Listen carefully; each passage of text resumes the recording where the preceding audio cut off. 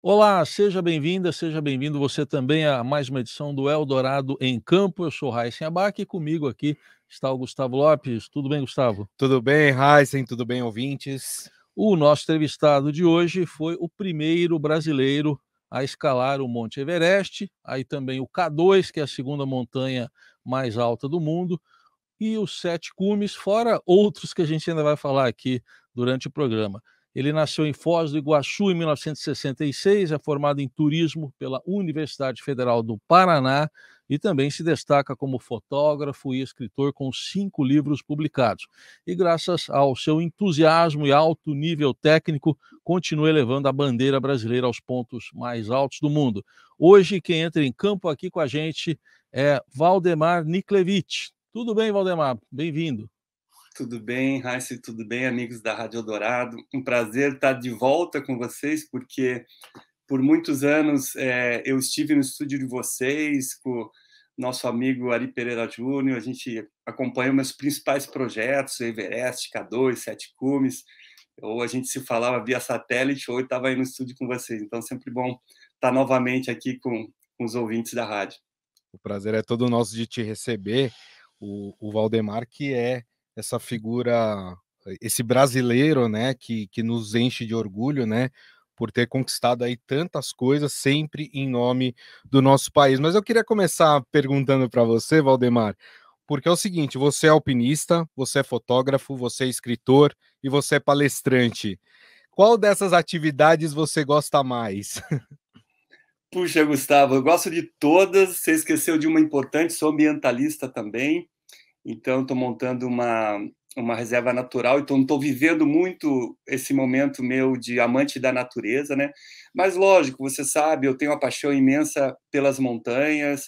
Tenho uma vida aí dedicada de 35 anos escalando montanhas, ou seja, foi exatamente há 35 anos atrás, num 18 de fevereiro, lá em 1988, que eu escalei o Aconcagua a primeira vez, que é a maior montanha das Américas. E ali começou a minha vida profissional de alpinista, sempre procurando as montanhas, mas ao mesmo tempo se envolvendo com esse ambiente selvagem, primitivo, na natureza quase intocada, que a montanha é um refúgio da vida natural, mas também um refúgio do homem, então, onde as culturas, digamos, os quechos aqui, os campesinos aqui nos Andes, os Sherpas lá no Nepal, ainda mantêm as suas tradições bastante preservadas. Então, eu sou um amante da natureza, um amante do homem. Eu gosto, o enfoque do meu trabalho tem um grande enfoque, digamos assim, antropológico.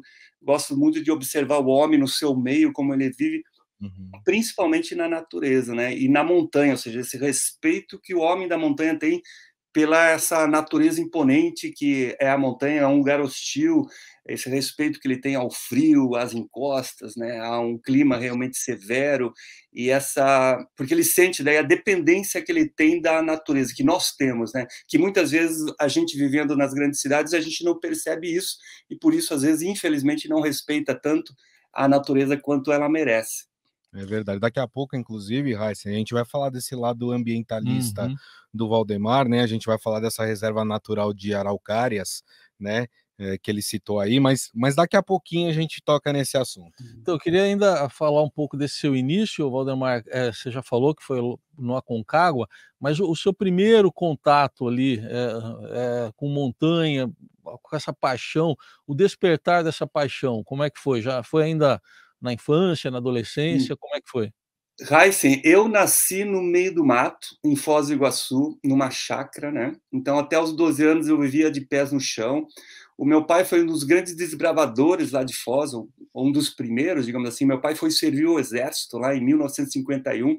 Então, meu pai viu, tipo, a Ponte da Amizade ser construída, a gente, final de semana, ia fazer piquenique nas cataratas, ia fazer piquenique lá, tipo, entrava lá no meio da água e tomava banho junto das cachoeiras ali, né? Então, esse contato muito próximo com a natureza fez com que eu tivesse essa paixão despertada muito cedo. E daí, com 12 anos, a gente veio para Curitiba. E aí eu vim morar onde eu moro até hoje, estou falando aqui de Curitiba com vocês, e aí eu senti falta desse mato, né, desses rios, dessa floresta que eu tinha lá ao meu lado. E fui reencontrar esse ambiente aqui na Serra do Mar do Paraná, que é o maior trecho preservado da nossa Mata Atlântica, né, um patrimônio natural brasileiro, mas incrível a nível mundial também. E ali tem as montanhas, né? Principalmente uma montanha muito especial para nós paranaenses, que é o Marumbi. E quando eu olhei o Marumbi, aquela imponência, eu nunca tinha visto uma montanha tão imponente, é realmente muito imponente, é um afloramento rochoso, assim, de pelo menos 1.000 metros acima da estação do Marumbi. A estação do Marumbi está a 500, o Marumbi tem 1.539. E ali começou então o meu contato com a montanha e com os montanhistas, né? Então o Marumbi foi escalado a primeira vez em 1879, perdão, e isso essa data é vista como o início do montanhismo no Brasil, né? Então nós temos uma comunidade aqui, uma relação muito próxima, muito íntima com a montanha, com a Serra do Mar. E aí eu comecei a me envolver, né? E bastante entusiasmado. E como eu disse no início, sempre tive muita carisma, muita curiosidade com relação aos povos que vivem nas montanhas. Então, e às civilizações antigas, no caso aqui a civilização Inca, né? E aí quando eu tinha 17 anos, eu saí aí de São Paulo, da Estação da Luz, com outro colega, fizemos de trem, baldeação em Bauru, cruzamos o Pantanal de trem, entramos na Bolívia com o trem da morte, eram 120 carros roubados, amarrados, brasileiros, né? Amarrados em pranchas, assim, e assim a gente foi para Santa Cruz de la Sierra, fomos para Sucre, fomos para Potosí, para La Paz, fizemos no Peru caminho Inca na chuva. Isso, então eu tinha 17 anos, essa viagem foi muito marcante. E eu conheci os Andes, foi a primeira vez que eu vi a neve, que eu pisei na neve, que eu vi o frio, e eu já era apaixonado pelas montanhas, né? Porque desde os 14 eu já escalava aqui na Serra do Mar. E aí eu ingressei, né, no alpinismo de alta montanha, digamos assim. Isso foi em 85 e 88, como eu já disse, eu já fui para a Concagua, né? E aí 89, 90, fui para a Bolívia, fui para o Peru, fui para o Equador, fui para o Chile, voltei para a Argentina, e em 91 eu já estava no Everest, né? Foi a primeira vez que um brasileiro chegou na maior montanha do mundo para escalar essa montanha. Aí, enfim, aí fui entrando aos poucos, sem querer, mas foi ótimo, no cenário do alpinismo mundial. Bom, você citou aí o Everest, né? Você foi o primeiro brasileiro aí a escalar o Everest. Mas eu queria te perguntar, de todas as escaladas que você fez até hoje, e olha que não foram poucas, a gente falou do K2, a gente falou dos Sete Cumes, tem mais de 80 picos aí na Europa, acima de 4.000, 4.000 de altura, né? Em 2002, até 2022. Eu queria saber de você se de fato o Everest foi o principal desafio ou existem outros picos que são mais desafiadores do que o Everest. Existem outras montanhas mais desafiadoras, Gustavo, mas o Everest marca a vida de qualquer pessoa, até a sua, até a do Heissing. Ele tem um magnetismo muito forte, porque ele é a maior montanha do mundo, isso é indiscutível. Não tem nenhum páreo ali com o Everest, né? O K2 é a segunda maior montanha do mundo, né? Mas é uma montanha completamente diferente do Everest, né? Então, mas foi uma experiência muito significativa para mim, porque a primeira vez que eu fui para o Everest eu tinha 25 anos, né? Eu acabei de completar 57 anos, né? Então, eu fui para o Everest há mais de 30 anos atrás, e isso era um outro Everest. O Everest mudou muito nessas últimas 3 décadas, ele se comercializou muito, né? Então, quando eu fui para o Everest em 91, apenas 342 pessoas tinham chegado lá em cima. Toda a região do Khumbu, que é essa região que está no entorno do Everest, no lado sul do Nepal, era muito autêntica ainda, com os Sherpas, com a sua cultura, intimamente ligada à montanha. Hoje, muito disso se perdeu graças ao turismo.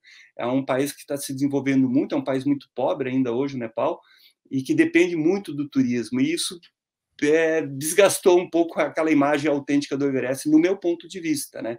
Mas vieram outras montanhas. Tem o próprio K2, que eu acabei de citar, talvez seja a montanha, a nível de alpinismo, aquela que mais mexeu comigo, porque foram 3 expedições, 98, 99, 2000, só para, né, a primeira vez não deu certo, a segunda vez não deu certo, terceira vez deu certo. E aí, para o ouvinte da Rádio Eldorado entender, a primeira expedição para o K2, toda a expedição, durou 5 meses, né? Então, eu fui para o Nepal primeiro, daí fui para o Tibete, escalei 2 montanhas de 8.000 antes, e depois fui para o Paquistão. Então, passei pelo Nepal antes também para fazer uma aclimatação. Então, são experiências muito intensas para nós, né? alpinistas, para qualquer ser humano, mas eu costumo dizer, o que a gente vive na montanha em 1 mês, 2 meses, nem precisa ser 5 meses, em termos de emoção, de experiência, de vivência, de alegrias e às vezes até de tristeza, tem gente que não vive uma vida inteira. Então, essas experiências realmente são muito intensas para nós, ainda mais se você realmente for um verdadeiro alpinista, se você é um amante da natureza, se você valoriza o ser humano próximo, porque a nossa relação, o espírito de corpo que existe numa equipe de alpinistas, assim, ele é muito íntimo, né? Existe uma dependência de um de outro, né? A minha vida fica na mão de um colega, né? Mas tiveram outras montanhas, Gustavo. Teve a Trango Tower, a maior torre de granito do mundo, é um paredão de 1.500 metros vertical. Teve o Salto Ângelo, que é uma outra experiência muito técnica de escalada em rocha, que é a cachoeira mais alta do mundo, que fica na Venezuela, pertinho da fronteira com o Brasil. Então, são 1.100 metros em negativo, a cachoeira mesmo tem 979 metros de altura. Só foi escalada 4 vezes, né? A última vez por uma equipe de brasileiros, né? Que eu estava chefiando, digamos assim. Foi uma experiência fantástica, isso foi em 2011, né? E teve, como se comentou rapidamente aí, o 4.000 dos Alpes, que eu acabei de finalizar, que para mim, sem dúvida nenhuma, foi o projeto mais importante da minha vida e que, infelizmente, o brasileiro não entende. Pô, o cara escalou o Everest e vai dizer que o 4.000 dos Alpes é mais importante. Eu posso explicar, se vocês quiserem. Claro, por favor. 82 picos, é isso? Só isso, né? Eu completei, então, em 2018, 30 anos levando a bandeira do Brasil ao alto das maiores montanhas do mundo. E daí eu queria marcar essa data com um grande projeto. Daí eu falei, puxa vida, eu vou para os Alpes, o berço do alpinismo mundial, né? Com a escalada do Mont Blanc em 1786, que começou o alpinismo realmente como esporte, né?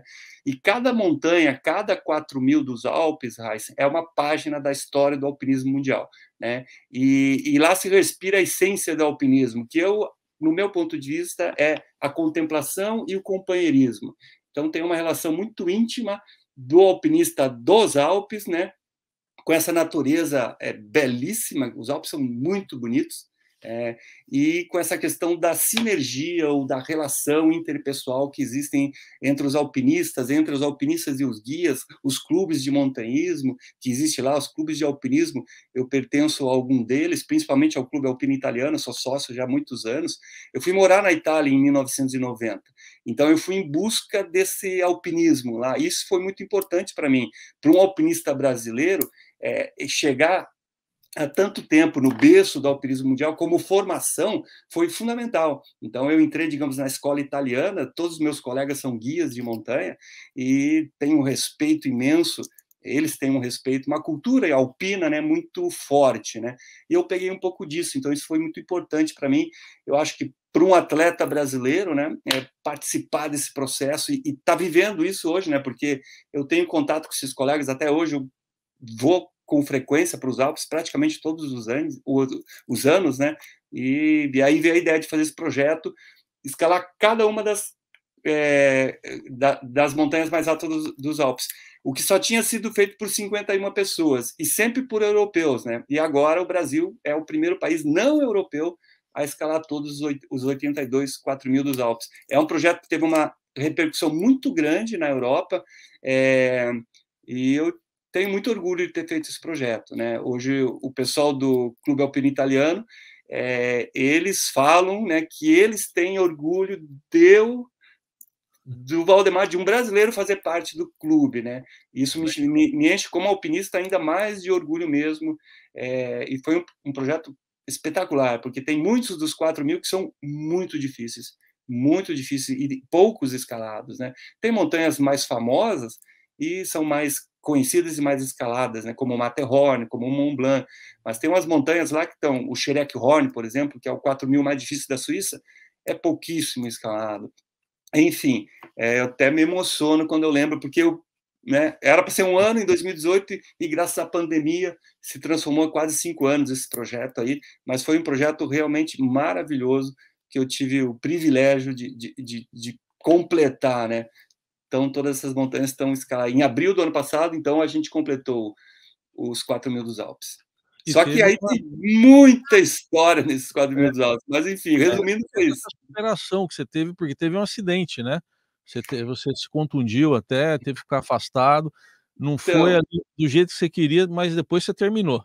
eu acabei, tem uma crista na Suíça, chama Nau de Grat, que é uma crista com vários 4.000, com 6, 4.000. Você sobe um, desce outro, sobe um, desce outro. E é extremamente técnica. E no meio dessa travessia, eu pisei no gelo e abri um buraco no chão. E ao afundar minha perna no chão, a outra perna perfurou minha panturrilha. A gente usa os grampões, que é uma sandália de aço, assim, e perfurou a minha panturrilha, como se fosse uma punhalada, assim. Eu senti forte Hum. aquela punhalada. Falei, eu acho que machucou, né? Mas eu continuei escalando e cheguei no refúgio. Tem vários refúgios que dão apoio para as escaladas lá nos Alpes. E aí um guia de montanha que estava assim com rádio, socorrista, olhou para mim e falou: o que aconteceu aí? Eu expliquei para ele, ele falou: tem que chamar o helicóptero. Eu falei: não precisa, eu nunca tinha sido resgatado por helicóptero, né? Ele: não, eu já chamei e em 3 minutos está pousando aqui. Então eu Nossa. fui resgatado, fui para o hospital, fiz cirurgia e ele falou: não, fique tranquilo que daqui umas 2 semanas você está escalando. Eu queria terminar o projeto em 2018. Já tinha escalado metade dos 4.000. E aí infeccionou, eu tive uma celulite infecciosa. Eu fiquei lá 1 mês e meio me tratando, e aí vim para o Brasil, cheguei aqui, né, o tratamento durou 5 meses até eu me curar. Então foi o maior trauma que eu tive, assim, né, físico, na minha carreira de alpinismo, porque provavelmente eu me infectei com uma espécie de fungo e ninguém entendia o que eu tinha, os infectologistas não entendiam. E aí, tipo, voltei em 2019, daí o aquecimento global não deixou, daí veio a pandemia, e aí voltei no inverno, então foi uma forma de contornar a crise climática, porque as montanhas as últimas 4 eram super técnicas. Só que em julho e agosto, que seria a época ideal, tá descendo muita pedra hoje, essas pedras matam algumas pessoas por ano nos Alpes, infelizmente, e daí eu fui no inverno, ou final do inverno, que abriu, para pegar tudo congelado mesmo. É mais difícil, porque é mais frio, o frio lá é bem forte no inverno, mas graças a Deus deu tudo certo. Aliás, você citou uma situação aí adversa e perigosa que você passou recentemente, né? Mas eu imagino que ao longo da sua carreira você tenha passado aí por algumas situações complicadas. Tem alguma delas que você destacaria, ou algumas delas que você em algum momento falou, acho que isso aqui não vai terminar bem? Gustavo, eu tenho todos os dedos. É muito comum um alpinista de alta montanha como eu ter amputações em razão de necrose, em razão do frio. Tenho todos os dedos das mãos e dos pés, né? Felizmente, eu nunca sofri um acidente muito grave. Felizmente, eu nunca perdi um colega que estava ao meu lado, assim, ou seja, já presenciei acidentes, mas eram de outras equipes, né? E ajudamos essas pessoas. Mas sim, eu tive alguns contratempos na minha carreira, né, isso é comum, a gente encara com muita frieza essas situações, né, extremas, a gente está exposto às adversidades, né? Então, o pessoal fala, você tem frio, o frio não é problema, o problema, no meu ponto de vista, é a tempestade, é a falta de visibilidade, é você ficar perdido no meio de uma nevasca, você fica desorientado, e aí você se expõe às avalanches, por exemplo, que é o excesso de neve que está despencando na montanha. Então, eu tive uma experiência no Annapurna, em 2012, a gente já estava fazendo o ataque final quando você já está indo para o cume da montanha. O Tá. Annapurna é a 10ª maior montanha do mundo. E aí a gente foi soterrado, nosso acampamento foi soterrado por uma avalanche. Eu estava dentro da barraca, a barraca colapsou, né? E aí é importante entender que quando você está embaixo de uma avalanche, você está embaixo de toneladas de neve, né? Então foi um Deus nos acuda, 3 da madrugada, nevando, né? Então toda uma situação extrema. Felizmente nada de grave aconteceu, a gente conseguiu sair debaixo da neve, né? E depois outras 2 avalanches atingiram a gente desistiu. Eu fazia parte de uma equipe espanhola, eu tenho muitos amigos na Espanha também que são alpinistas, e uma outra equipe que estava lá continuou, chegou lá em cima e um deles morreu bem no lugar que a gente foi pego por uma avalanche. E os dos outros 6, 5 tiveram amputações. Dos 5, um dos maiores alpinistas do mundo, um tchecoslovaco, Marek, ele teve que amputar todos os dedos dos pés. Enfim, ele é um grande alpinista até hoje, continua escalando, mas ele não tem nenhum dedo do pé, porque ele teve essas necroses, né? Então, são momentos muito marcantes, mas para mim, nada pior foi do que o bivac que eu fiz no K2 em 2000. Então, Primeira vez eu falei, não fui, não consegui. E a terceira vez eu consegui chegar no alto do K2, 8.611, com 2 italianos, sem uso de garrafas de oxigênio. Só que na descida eu acabei ficando para trás e eu dormi sozinho, a 8.400 metros de altitude, 30 graus negativos, sem barraca, sentado com as minhas pernas dentro de um buraco no nevo, rezando, né? Rezando para que o tempo continuasse estável, para que eu tivesse forças de continuar a descida na madrugada. E foi o que aconteceu. Felizmente deu tudo certo, mas foram momentos muito tensos esses do K2, né? Eu tenho isso relatado no meu livro, Um Sonho Chamado K2, e foi realmente a experiência mais dura na minha vida.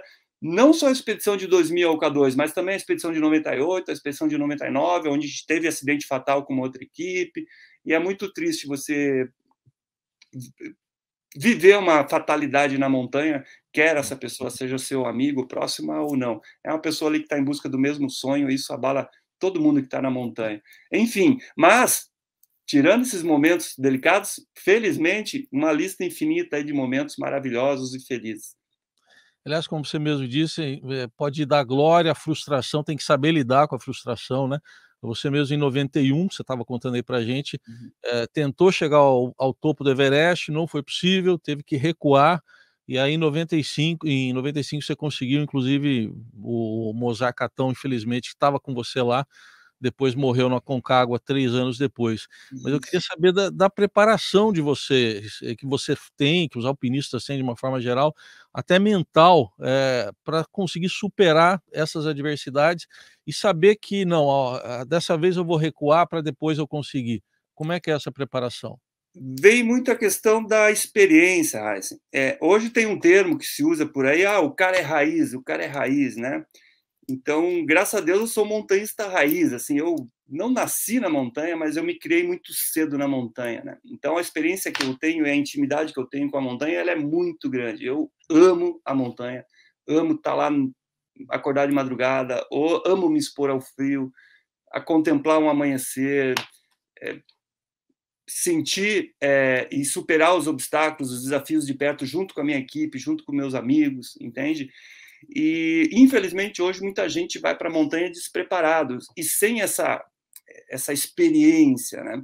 E experiência não se improvisa, experiência a gente adquire através da vivência, através de escalada de montanhas menores, né? Então, o início que eu tive aos 14 anos aqui na Serra do Mar foi fundamental para eu adquirir essa experiência e para que ela tivesse sido sedimentada aos poucos, né? Nós temos aqui grandes montanhas na América do Sul, que é a Cordilheira dos Andes, e tem uma infinidade de possibilidades aqui próximos ao Brasil, né? Próximo ao Brasil. Então, todas as investidas que eu fiz, não só para a Concagua, mas para as montanhas da Bolívia, do Peru, na Patagônia, na Colômbia, na Venezuela, foram muito importantes para me dar esse chão, digamos, essa base sólida. Mas eu acho que mais do que isso é para confirmar esse amor que eu tenho pela montanha, porque se eu não tivesse esse amor, eu não teria. É difícil, você caminha às vezes 15, 20 horas sem parar, você está exposto às adversidades, você está com pouca comida, você está longe de casa, você tem que gostar mesmo para fazer o alpinismo, ou pelo menos o alpinismo raiz, né? Porque hoje, se você entrar numa expedição paga, uma expedição comercial, as coisas são muito mais fáceis, né? Hoje, se você quiser entrar numa expedição ao Everest, você paga lá de 60 mil a 100 mil dólares e tem uma equipe que faz tudo para você. É legal isso, né? Mas eu acho muito mais autêntico, muito mais gratificante você levar a tua mochila, você armar a tua barraca, você fazer a tua comida, você escolher o teu companheiro que vai ficar unido contigo pela mesma corda, que vai ficar lá 2 meses lá na montanha, sofrendo com você e construindo a realização daquele sonho. Enfim, então a minha experiência veio através disso, através dessa dedicação e dessa constância, né? Eu escalo todo final de semana, eu tenho uma casa na montanha ali no Marumbi, onde eu comecei, uma região incrível ali. Aí ele molda, digamos, esse ser humano, assim, a gente passa a ser raiz mesmo, a gente é autêntico, a gente faz porque a gente gosta, né? E a gente não ganha, entre aspas, né, nenhum troféu por isso. A gente ganha essa satisfação. Então, o que nos move é esse sentimento de realização mesmo e esse sentimento de comunhão com essa natureza belíssima, belíssima, que são as montanhas, quer seja uma montanha tropical, como aqui tem no Brasil, cheio de beija-flor, de bromélias, de jararacas, cheio de biodiversidade, quer seja de uma montanha lá no Himalaia, que é bem mais hostil, porque é um ambiente de estéreo, praticamente, de rocha e gelo, onde o frio é intenso, onde o vento é muito intenso, é um ambiente muito desolador, mas é, ao mesmo tempo, um ambiente muito contemplativo que nos eleva, digamos assim, nos fazem refletir sobre a nossa verdadeira natureza. Isso vai depender um pouco da sua fé, e esse lado espiritual eu acho muito bonito no alpinismo também, porque ele nos leva a essa introspecção, né? O verdadeiro alpinista, ele tem essa sintonia espiritual com a montanha sempre. É verdade. A gente citou o Everest aqui algumas vezes, claro, porque é talvez a montanha mais conhecida do mundo, né? Mas há um tempo atrás, e acredito que hoje em dia isso ainda permaneça, infelizmente, há uma questão em relação à quantidade de pessoas que estão indo para o Everest, né? E como isso tem causado um dano cultural e ambiental naquela região. Gostaria que você falasse um pouco sobre esse problema, inclusive citando a questão de segurança, porque o que a gente tem visto é muita gente inexperiente indo para o Everest, algumas se acidentando ou até morrendo, tentando subir o Everest. Não só as pessoas que estão lá para escalar, mas também guias inexperientes que estão indo muito para o Everest. Gostaria que você falasse um pouco sobre essa questão envolvendo a montanha. Gustavo, é inacreditável o que se tornou o Everest, né? Então, quando eu fui a primeira vez para o Everest, em 91, já falei para vocês, 342 pessoas. Quando eu e o Moza Catão fomos em 95, chegamos lá no cume, nós fomos as pessoas 627 e 628 a chegarem lá em cima, né? Hoje, em uma temporada boa, quando o clima ajuda, 500, 600 pessoas chegam por ano no alto do Everest. Hoje, nós já temos mais de 10 mil pessoas que chegaram lá em cima. Sendo que nos últimos 10, 15 anos, pelo menos uns 70, 80% dessas pessoas são turistas que compram uma passagem, um lugar numa dessas expedições comerciais. Isso degradou bastante aquele magnetismo que eu disse para vocês no início do Everest, né? E você citou um ponto crucial. Eu sou um amante das culturas dos povos das montanhas. Os Sherpas, por exemplo, então era encantador. Lá em 91, lá em 95, até algum tempo atrás, era muito comum você estar andando pelas montanhas, poucos turistas, muitos camponeses, muitos Sherpas ali, né? Que plantavam batata, plantavam cevada, isso dentro do Parque Nacional do Sagarmatha, que é a região nepalesa do Everest. O nome nepalês do Everest é Sagarmatha, que quer dizer teto do céu. Hoje eles não plantam mais batata, não plantam mais cevada. Hoje, antigamente se passava por um lado de um Sherpa e falava Namastê, né, que é a saudação deles, o Deus que está dentro de mim, saúda o Deus que está dentro de você. A última vez que eu tive o Everest foi em 2019, e aí aquela multidão, eu levo grupos para fazer a caminhada até o acampamento base. Então, se você não pega a trilha, não põe o pé na trilha antes das 8, 9 da manhã, tem uma fila indiana de umas 3 mil pessoas na tua frente. Muitos, metade praticamente indianos, né? Com bolsinha a tiracolo da Louis Vuitton, calça diesel e tênis Nike, né? Tipo, esse cara não é um montanhista, não é um trekker, né? Mas ele tá lá, ele quer tirar uma selfie lá no acampamento base do Everest. E antes você chegava nos lodges, que eram alojamentos rústicos, você comia batata, né? A comida local que os Sherpas comem, mumo, que era uma espécie de um pastelzinho, spring rolls, enfim. E hoje não, hoje você tem lá espaguete, batata frita, Coca-Cola, né? Hambúrguer, né? Mas a pior é essa questão do namastê. Então, em 2019, eu me afastei um pouco do meu grupo, a gente foi visitar um mosteiro. Eu gosto de fazer a minha oração, seja em qualquer templo que seja, qualquer religião, mas eu faço meu encontro com Deus e acho todo santuário um lugar sagrado. E aí eu vi 4 Sherpanis caminhando em minha direção. Elas usam, e tinham aquelas roupas tradicionais ainda. Eu falei, opa, eu vou dar um namastê. E elas vieram se aproximando, e eu fui me aproximando.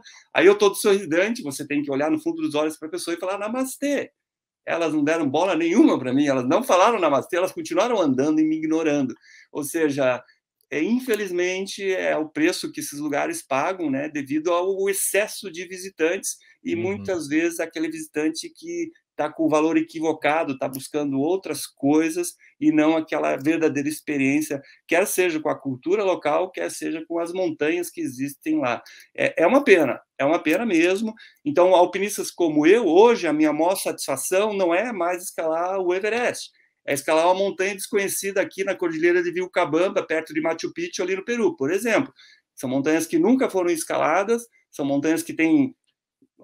Recentemente eu escalei uma montanha há 3 anos, que era uma montanha que tinha sido escalada uma vez por uma equipe suíça em 1969, que se chamava Panta.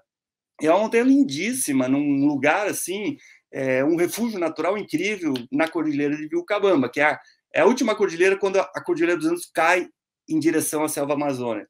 Então tem uma biodiversidade incrível. Enfim, esse tipo de experiência é possível a gente vivenciar ainda, mas estão ficando cada vez mais raras, né? Porque a gente somos cada vez mais, né, seres humanos aqui nessa Terra e conquistamos praticamente todos os espaços naturais e a gente está perdendo essas oportunidades, né, de vivenciar, de ter uma experiência realmente autêntica, infelizmente.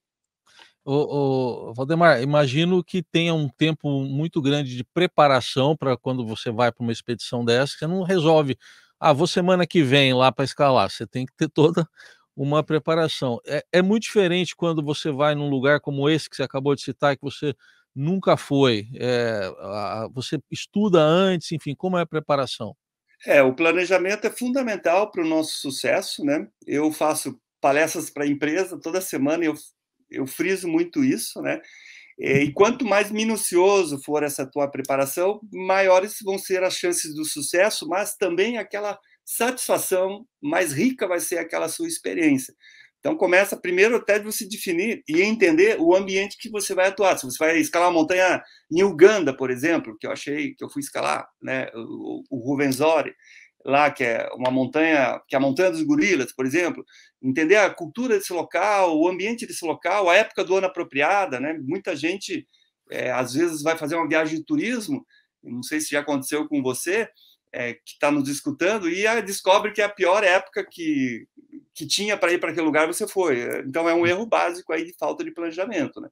E aí, nós, alpinistas, escalamos montanhas de gelo, montanhas de rocha, cada montanha tem uma particularidade, ou algumas particularidades, e aí você tem que fazer um treinamento específico para aquele tipo de escalada que você vai fazer, saber se você domina a técnica que você vai ser exigido, por exemplo, Big Wall. Então, quando a gente ficou no Salto Anjo, a maior cachoeira do mundo, nós ficamos 13 dias pendurado no abismo, né? Então, são 1.000 metros de altura, e da metade para cima você não podia descer, então nós dormimos pendurados, nós fazíamos as refeições penduradas, a gente ia no banheiro pendurado, entende? Então, antes de você fazer isso, você tem que ter passado por essa experiência algumas vezes, porque se você for direto para um big wall gigantesco desse, é como correr uma maratona. Se você nunca correu e for correr uma maratona de 42 quilômetros, você vai ter problemas. Se você for cabeçudo, filho teimoso, e não der trégua e for até o final, provavelmente você vai ter um ataque cardíaco, vai ter diversas distensões, você não vai estar bem. Agora, se você começar a correr 1 quilômetro, 2 quilômetros, se preparar uns 2 anos para a maratona, você vai fazer a maratona assobiando, curtindo, é uma delícia fazer uma maratona, nem que você faça em 5 horas, mas você vai correr, vai estar feliz, vai estar fazendo, cumprindo o objetivo que você se propôs. Então, você tem que passar por esses estágios, isso é muito importante. Muita gente aconteceu na montanha, não aguento ficar dormindo dentro da barraca ou acampado 1 semana, 2 semanas. Você vai ficar no Everest, vai ficar 1 mês, 2 meses acampado dentro de uma barraca pequenininha. Então, é importante se acampar um dia, um fim de semana, uma semana, criar experiência, como funciona um acampamento, né? Como é fazer as necessidades atrás da pedra, fazer um buraquinho, como é fazer a própria refeição, derreter a neve, fazer a própria água. Você tem que remineralizar essa água ou não? Porque a água da neve é como se fosse água destilada, ela não tem minerais, ela tem que repor esses minerais para o teu organismo absorver essa água, enfim, tem uma série de detalhes, né?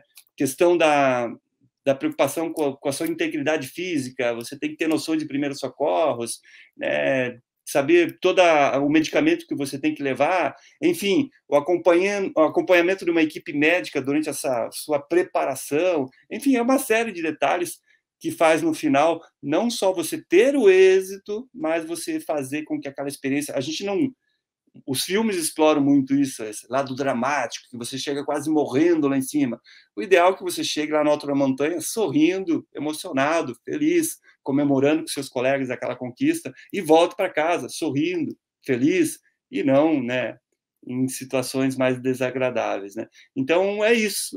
Acho que tudo na vida é assim. Eu faço essa analogia da minha vida como uma grande escalada, e você vai chegar lá em cima ou não, e vai voltar para casa ou não, conforme as suas atitudes, né? Conforme a forma que você vai encarar aquela sua experiência, conforme os seus valores, né? Conforme tudo aquilo que você construiu naquela intenção de você realizar aquele grande sonho. E se isso for verdadeiro mesmo, a sua intenção, essa sua aspiração, esse seu amor, aquele carinho pelo que você faz, eu tenho certeza que vai dar tudo certo, por mais alto e difícil que seja esse esforço que você tem que pagar para chegar lá. A gente está chegando aqui no final da nossa conversa, Valdemar, mas eu queria, antes de encerrar, que a gente falasse um pouco sobre esse seu projeto da Reserva Natural de Araucárias, em Campo Largo, né? Campo Largo, para quem não sabe, fica ali pertinho de Curitiba. Por que dessa iniciativa? Por que você começou esse projeto? Hoje é fácil explicar, Gustavo, porque a gente conversou que eu vim lá do meio do mato, lá de Foz, né? E eu vim para Curitiba e perdi esse chão, e depois encontrei aqui a Serra do Mar, e nós temos uma árvore especial no Brasil, que é a Araucária angustifolia, que é o pinheiro do Paraná, o pinheiro do Brasil. É uma árvore belíssima e produz um fruto maravilhoso, que é o pinhão, extremamente saudável e nutritivo, né? Então, eu tenho uma verdadeira adoração por essa árvore, e ela está entrando em risco de extinção. Uma araucária, ela pode viver 300 anos, mas ela vive geralmente 50, 100 anos, 150, mas um dia ela vai morrer. E graças à perda desse ambiente natural, a propagação, a chance de uma araucária nascer sozinho e prosperar e virar uma árvore grande é muito pequena hoje em dia. Então, ela precisa ser plantada para a gente garantir a sua própria sobrevivência dessa espécie, né? E aí eu procurei durante um bom tempo, estava procurando uma área.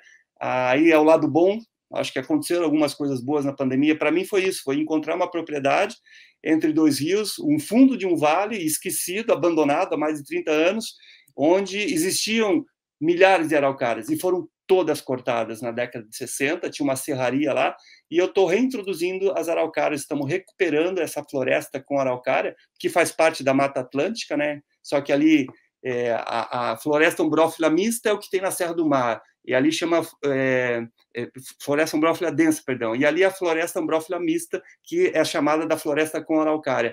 É na margem da Escarpa Delvoniana. A Escarpa Delvoniana é um degrau que tem aqui entre o primeiro e o segundo Planalto, entre Curitiba e Ponta Grossa lá para cima, e é um refúgio de vida selvagem ali. A Escarpa Devoniana é a maior unidade de conservação do Paraná hoje. Ele corre praticamente todo o estado do Paraná, indo até bater com a fronteira com São Paulo. E ali eu estou cuidando de uma área, então, de 42 hectares, né, onde estamos formando uma RPPN, né, e ali é o legado que eu quero deixar para as futuras gerações. A ideia é a gente recuperar a floresta, o estado original da floresta. A gente está plantando araucárias enxertadas para produção precoce do pinhão, ela produz um pouco mais cedo. Uma araucária normal demora mais ou menos uns 15, 20 anos para produzir pinhão. Uma araucária enxertada, ela demora aí 8 anos, 6, com 6 anos já tem araucária enxertada produzindo pinhão, né? E a gente quer trabalhar com educação ambiental. Eu adoro crianças, eu estou com um filho hoje de 6 anos, né? Então, ontem mesmo a gente estava na reserva natural, então a gente quer trabalhar essa questão dos rios, da importância das nascentes, tem centenas de nascentes lá na reserva, né? A questão da recuperação do estado original das florestas, então a questão florestal, e a questão da preservação da vida selvagem, né? Ali tem onça, tem macaco, tem cobra, muita cobra, enfim. Mas é esse ambiente natural que a gente está recuperando, e eu amo o que estou fazendo, e a gente está criando abelhas também, com e sem ferrão, já estamos produzindo mel, porque a ideia é gerar renda para manter a reserva, né? Então, é o meu momento atual, estou muito feliz por isso, está dando muito trabalho, não é fácil, mas a gente está indo em frente. Muito legal saber desse seu projeto. Então, olha, isso já nos faz pensar numa próxima conversa, para a gente saber mais para frente como é que avançou e as suas próximas escaladas também. Já fica ali, já fica combinado entre a gente, Valdemar. A gente quer agradecer muito aqui a sua presença, do Valdemar Niklevich, alpinista que nos contou histórias muito legais a gente ouvir aqui, e até uma próxima. Valeu, Raíssa, muito obrigado. Gustavo, muito obrigado. É sempre um imenso prazer estar com vocês da Rádio Eldorado. Muito obrigado. E assim a gente termina o Eldorado em Campo dessa semana. Semana que vem tem mais. Até lá, Gustavo. Até mais, Raíssa. Até mais, ouvintes. Tchau.